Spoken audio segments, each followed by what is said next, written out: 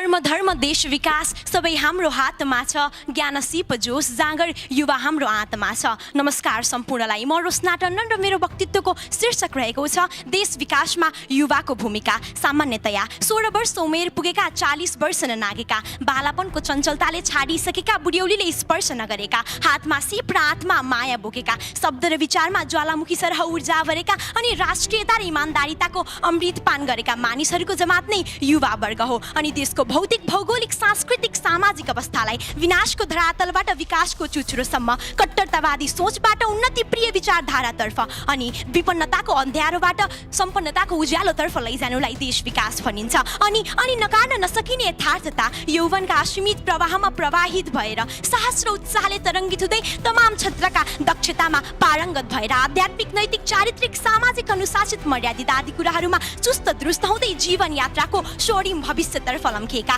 ललाटमा सुनौला भाग्य रेखा चम्काउँदै सफलताका सोपानहरू सहज र स्वाभाविक रूपले चढ्दै आत्मनिर्भर स्वावलम्बन उन्नयन आदिको उज्यालो किरण पुञ्जभित्र आफूलाई समाहित गर्न सकिरहेका युवाहरूले नै देश विकासको सुन्दर परिकल्पनालाई यथार्थतामा परिवर्तन गर्न सक्छन्। वास्तवमा अगण्य युवाहरूका बलिदानका रक्तधाराले सिञ्चित हाम्रो राष्ट्र लामो सङ्घर्ष र युद्धबाट आजको परिवर्तित अवस्थासम्म आइपुगेको छ। युवाहरू सङ्घर्षका पर्याय मात्र होइनन्, विकासका साझेदार पनि हुन् भन्ने वास्तविकतालाई यो मुलुकमा स्थापित गर्नुपर्ने हुन्छ। युवाहरू बल र बाहु बनेर कृषि, व्यवसाय, शिक्षा, स्वास्थ्य आदि क्षेत्रहरूको प्रवर्धनका लागि फाटेका मनहरू सिलाउँदै एकताको एउटै मालामा गाँसिएर यो देशभित्र रहेका विकासका सम्भावनाहरू नियाल्न सक्छन्। गाउँ सहरदेखि लिएर दूरदराजसम्म कृषिमा आधुनिकीकरण गराई शिक्षाको दिव्य ज्योति बाली, बेरोजगारीको कालो राको हटाई रद्दीको टोकरीमा फ्याँकिएका विकासका नीति र कार्यक्रमका खाकाहरू पुनः खेलाउन सक्छन्।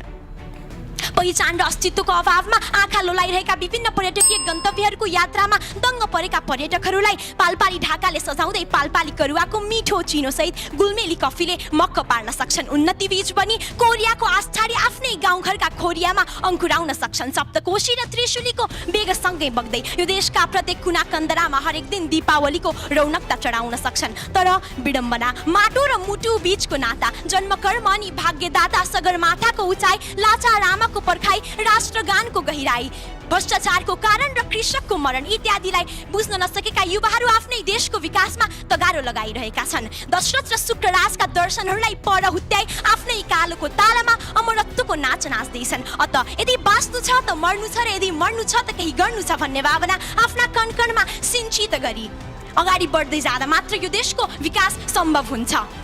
यसरी यदि यो भयो भने मात्र वीर गोर्खालीहरूको संयुक्त आवाज कुनै पनि एउटा गायकको गलामा बास बसी गुन्जिने छैन। मेरो देश डुब्न लाग्यो, किनार लगाइदेऊ, कोही छौ कि स्वाभिमानी, मेरो देश बचाइदेऊ। धन्यवाद। तपाईँले 3 सेकेन्ड बढी बोल्नु भयो, अब के गरौँ? I'm sorry for that.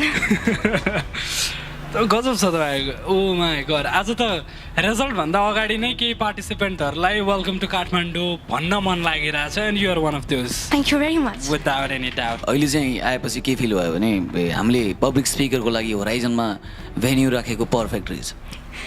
हामीले सायद अन्त कुनै भेन्यू राखेको भए सायद तपाईँहरू जस्तो स्पिकरहरू पाइन्थेन होला, आउनुहुन्थ्यो लाभा ठाउँमा छ। तर होराइजनमै हामीले स्पट राख्यौँ हामीले प्रोग्रामको।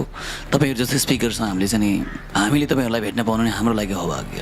यो एउटा स्टाब्लिस्ड स्टेरियोटाइप छ नि, स्याङ्जा र झापाको मान्छेहरू चाहिँ लास्टै दामी बोल्छन्, कफाडी हुन्छन् भनेर भने जस्तो।